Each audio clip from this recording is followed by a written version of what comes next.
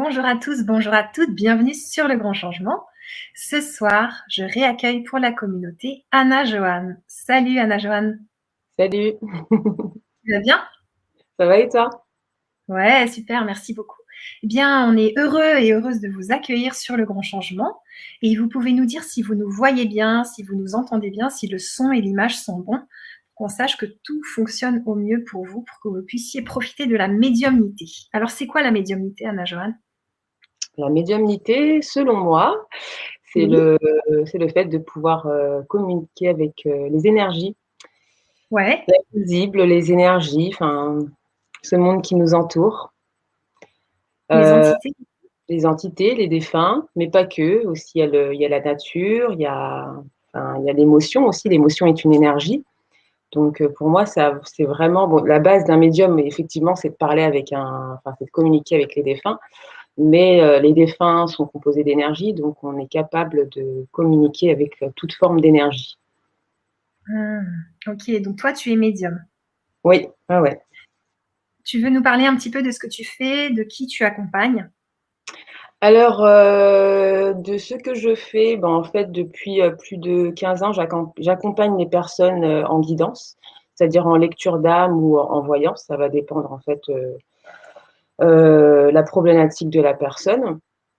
Donc voilà, je fais aussi des séances énergétiques, donc suivant aussi les blocages, etc. J'accompagne beaucoup en médiumnité, surtout les personnes qui sont dans les débuts, on va dire, les prémices ou qui ont peur, etc. Donc c'est un accompagnement que je fais. Il n'y a pas de terme, il n'y a pas de durée en fait. C'est vraiment ce sont des échanges selon ce que la personne a besoin à ce moment-là. Je laisse parfois un certain laps de temps aussi pour que la personne elle puisse conscientiser, digérer, voire aussi faire son expérience. Et enfin, c'est surtout important de faire son expérience. Oui, tout à fait. Voilà, je ne me place pas du tout en tant que maître d'école ou quoi que ce soit. J'aime bien être dans l'échange et d'être dans la suggestion avec les gens Ok. et pas dans une directive. Voilà, c'est la Hmm. directive, elle est à l'intérieur de soi, suivre sa guidance. Le but étant de vraiment de suivre sa guidance intérieure à travers la médiumnité. Parce que la médiumnité, c'est aussi euh, un outil pour soi, avant tout pour soi.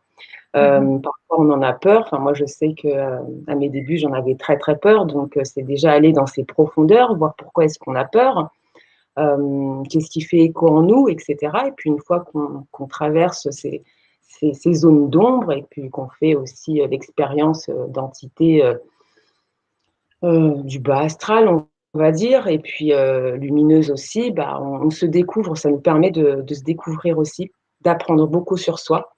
Et le fait d'aller plonger justement dans ces parts d'ombre, eh ben, ça nous permet d'avoir moins peur, en tout cas, des expériences qu'on fait. Et comme j'aime à le dire souvent, il est important d'aller explorer les zones d'ombre déjà de soi, mais aussi de faire l'expérience aussi avec le sombre. Parce que quand on est amené à communiquer avec les défunts, on peut se faire leurrer aussi. Et puis, il est important de reconnaître la résonance, l'empreinte énergétique de l'entité. Ok. Et pour la reconnaître, il faut faire l'expérience de l'ombre, il faut faire l'expérience de la lumière, et pas que la lumière, parce que l'ombre peut aussi se manifester dans la lumière, mais l'écho est différent. L'empreinte énergétique est différente. Donc, en faisant l'expérience du sombre, eh ben, on est plus à même, en tout cas, à reconnaître ces empreintes-là. Merci beaucoup. Alors, n'hésitez pas si vous avez des questions, Anna Joanne est là pour y répondre. Qu'est-ce que ça veut dire se faire leurrer par une entité? Se faire leurrer, bah, se faire avoir, enfin, une entité qui se fait passer pour une autre entité, par exemple. Ou tout simplement, bon ça c'est se faire leurrer parce qu'il y a des petits plaisantins aussi, ou simplement, voilà, j'ai une personne, un défunt de ton côté avec qui tu aimerais que je communique. Il faut que je reconnaisse cette empreinte énergétique-là et ça peut être une autre entité qui arrive, pas forcément pour leurrer, mais juste parce qu'elle a aussi un message à faire passer à ce moment-là. Et il faut que je sois capable d'identifier cette entité-là. Parce que je peux très bien te dire, voilà, je ressens telle et telle entité, elle me dit ceci, cela, et puis parfois, ils ne se montrent pas forcément. En tout cas, dans mon expérience à moi, les Oui. entités, c'est elles qui décident de se montrer. Donc, si elles ne se montrent pas, je peux avoir des ressentis, etc., l'énergétique, je peux avoir des brides d'informations. Et c'est avec ces brides d'informations-là que tu vas pouvoir me dire, ouais, effectivement, ça correspond, ça ne correspond pas. OK. Super, merci. Alors, on a vécu une belle vibra-conférence qui s'appelle Si la médiumnité m'était comptée. Donc, on a parlé beaucoup d'entités, de médiums, de commencer quand on est médium ou qu'on commence, c'est le début et qu'on a peur. Et c'est là que tu nous as créé 3 beaux ateliers pour le grand changement. L'atelier 1 qui s'appelle Je me sais médium, mais j'ai peur, qu'on a déjà enregistré. Est-ce que tu veux nous parler un petit peu de cet atelier? Ce que tu nous as donné dans cet atelier? Je m'en souviens plus. Oui. J'ai un OK, peu une alors, mémoire de Dory, je ne retiens pas tout, OK. Est-ce que tu te souviens qu'on a mais vraiment oui, élaboré comment faire pour dépasser la peur, la ouais, ouais. traverser, tout ça, tout ça? Oui, c'était vraiment, dans l'optique, en fait, des personnes qui ont peur de leur médiumnité, aller comprendre le pourquoi du comment est-ce qu'on a peur, comment, elles peuvent, comment dire? Savoir qu'elles sont médiums, enfin, qu'est-ce qui leur indique, en tout cas, ce signalement, enfin, comment est-ce qu'elles Ouais. le vivent aussi? Enfin, voilà, on était dans l'échange par rapport à ça et donner des petites pistes aussi, Mmh des mh. petites clés. Donc voilà, j'ai écrit un bouquin justement qui s'appelle Si la médiumnité m'était comptée et dans lequel, bah, je raconte tout mon parcours d'enfant, depuis l'âge de 3 ans, aussi loin que je me souvienne en tout cas, où, voilà, j'ai vécu des choses et cetera. J'explique mon parcours. Il y a aussi de nombreux témoignages de personnes que j'ai été parce que j'ai fait des recherches aussi, que j'ai été récolter. Enfin voilà, c'est un livre en tout cas qui parle à beaucoup de personnes qui rentrent dans cette médiumnité-là ou qui se posent des questions. J'ai eu de très, très nombreux retours par rapport à ça et Mmh. on me dit souvent que c'est presque comme un guide en fait, ça leur permet de prendre conscience de certaines choses et puis des fois elles se sentent même, accompagnées à ce moment-là, enfin pas accompagnées, mais elles sentent une présence à ce moment-là. Il y a des confirmations qui se font, enfin moi je trouve ça génial quoi. Super, c'est trop, trop bien. Alors, j'encourage les personnes qui sont passionnées par la médiumnité, qui se sentent médiums elles-mêmes, à lire ton livre Si la médiumnité m'était comptée. C'est vraiment passionnant. Alors, ce soir, on va enregistrer Guidance et Oracle, l'atelier 2.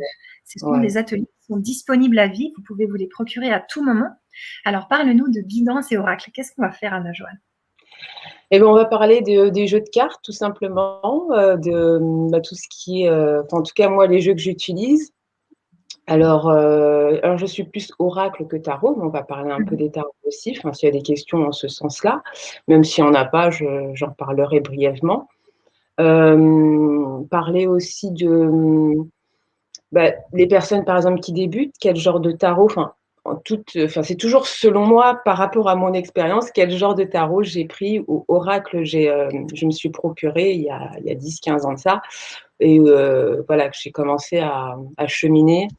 Bon, il y a j'ai sorti un peu mes jeux et cetera pour les montrer aussi.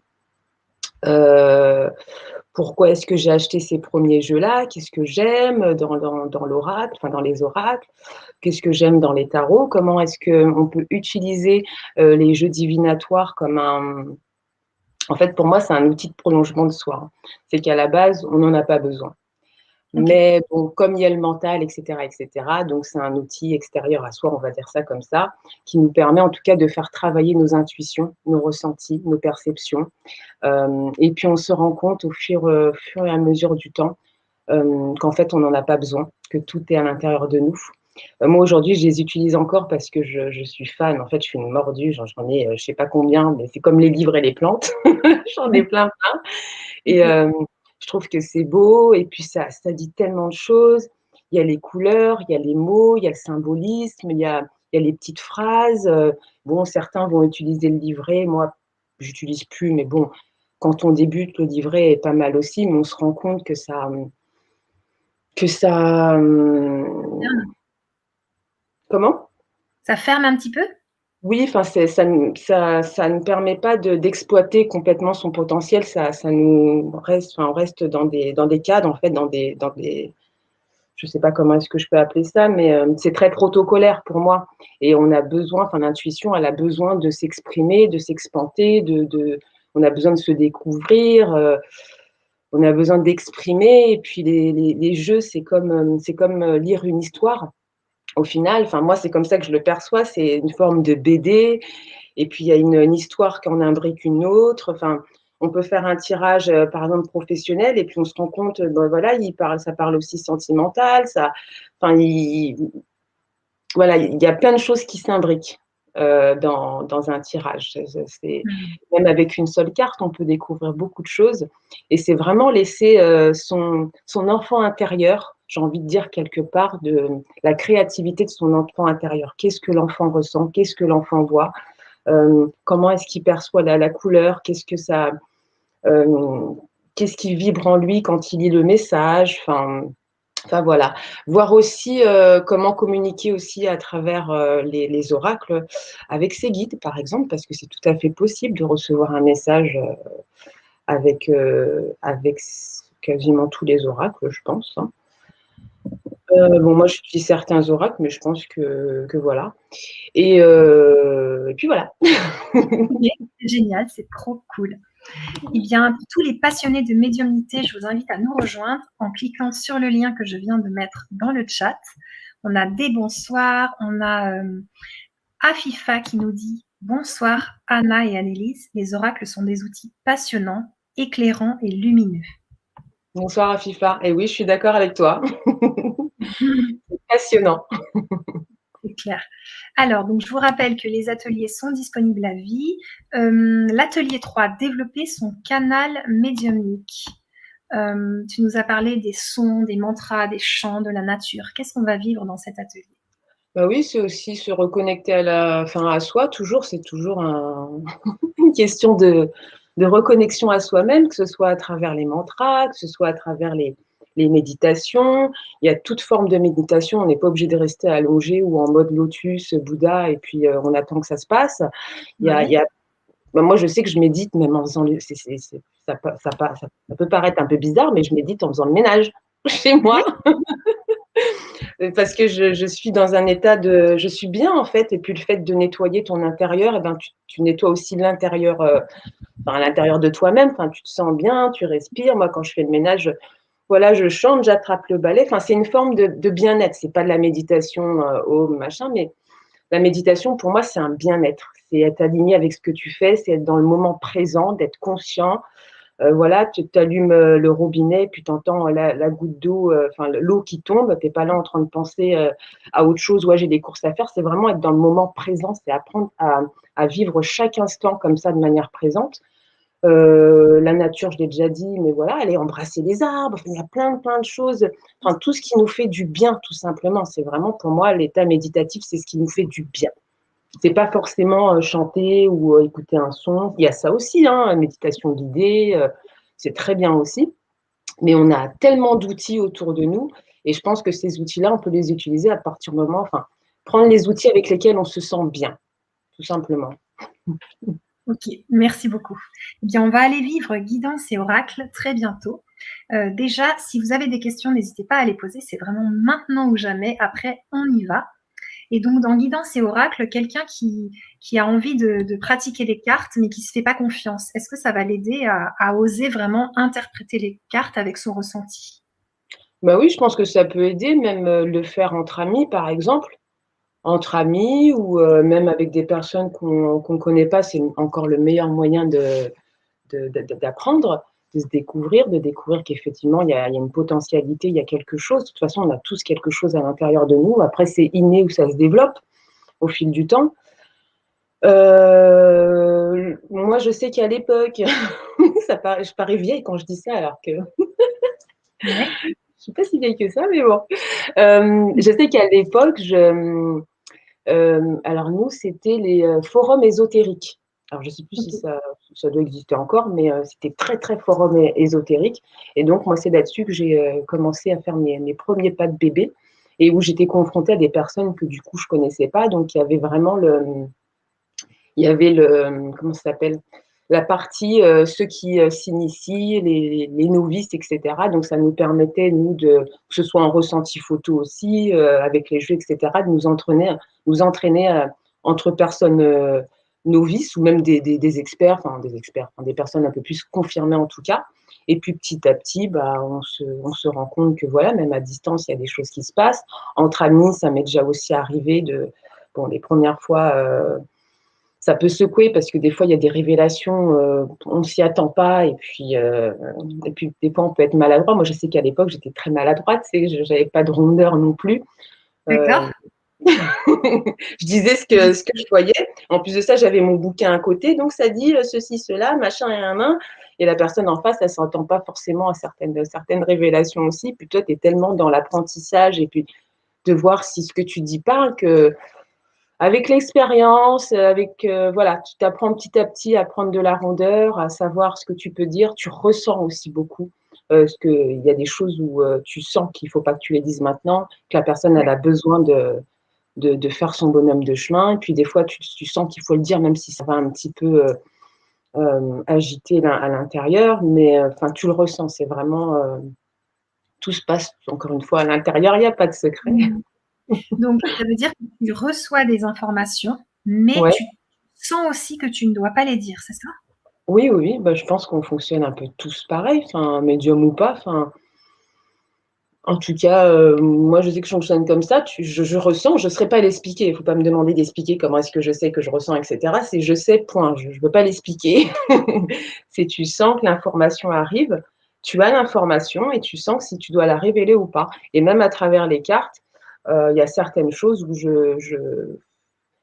je ressens qu'il ne faut pas le dire. Et puis même au moment de le dire, j'extrapole, j'entends tais-toi.